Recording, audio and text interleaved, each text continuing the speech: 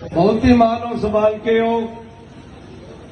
आपके अपने भाई, आपके अपने बेटे, हरियाणा प्रदेश के पूर्व में रहे मुख्यमंत्री भाई चंद्रमोहन बिश्नोई जी, पूर्व विधायक भाई कुलबीर बेनीवाल जी, राष्ट्रीय सचिव भाई विनीत पूनिया जी, भाई चंद्रमोहन पोटरिया जी, पूर्व नगर पालिका प्रधान भाई जुगला टुटेजा जी, आनंदवीर गिल्लाखेड़ा जी, दलबीर वाल्मीकि जी,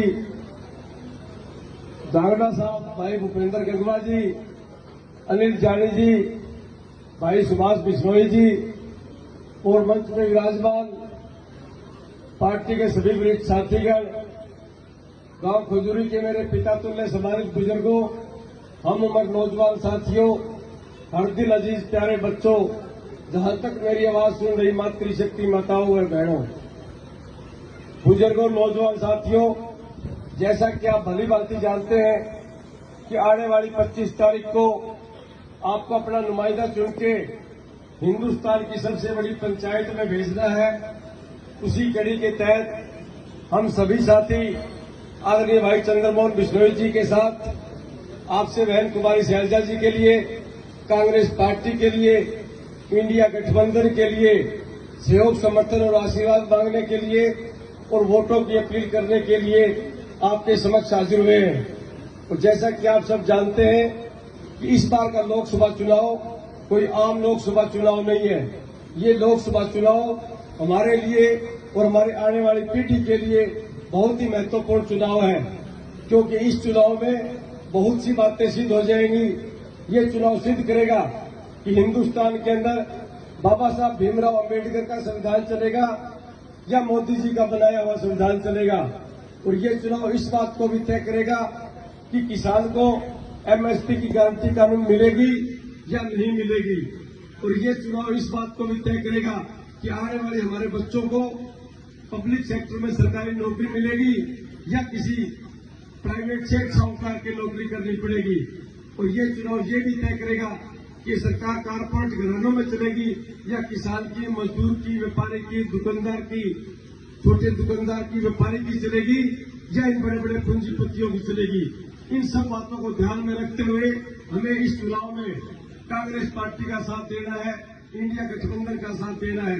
क्योंकि अगर दुर्भाग्य से इस बार कहीं न कहीं भाजपा आ गई तो आने वाली पीढ़ी का भविष्य धूमिल हो जाएगा। और जब आने वाली पीढ़ी का भविष्य धूमिल होगा तो उसके सबसे बड़े गुनहगार हम सब होंगे। क्योंकि 1857 की क्रांति में जो कुछ गलतियां हो गई थी, उसके बाद में देश को आजाद करने में 90 साल लग गए थे। और इस बार अगर आप गलती कर दोगे तो फिर दोबारा चुनाव कराने में शायद आपको 100 साल लग जाए।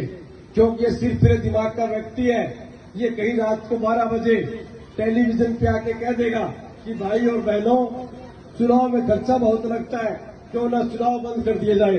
और ये चुनाव बंद कर देगा तो हमारे लोकतांत्रिक अधिकारों का हनन हो जाएगा, हमारी आजादी खतरे में पड़ जाएगी। जो शहीद आजम भगत सिंह, राजगुरु और सुखदेव ने जो हंसते हंसते में इस वोट का अधिकार दिलाने के लिए, आजादी दिलाने के लिए जो फांसी के फंदे पर चढ़ गए थे, उस आजादी को बरकरार रखने के लिए, वोट के अधिकार को बरकरार रखने के लिए इस बार हमें दलगत राजनीति से ऊपर उठ के इंडिया गठबंधन के प्रत्याशी के समर्थन में एकजुट होकर 100% वोट हाथ के सामने का बटन दबा के आदरणीय बहन कुमारी शैलजा जी को हिंदुस्तान की सबसे बड़ी पंचायत में भेजना है। और उसके साथ साथ आप देखते हैं कि भाजपा के नेताओं का घमंड आज 14वें आसमान पे सिर पे चढ़ चुका है।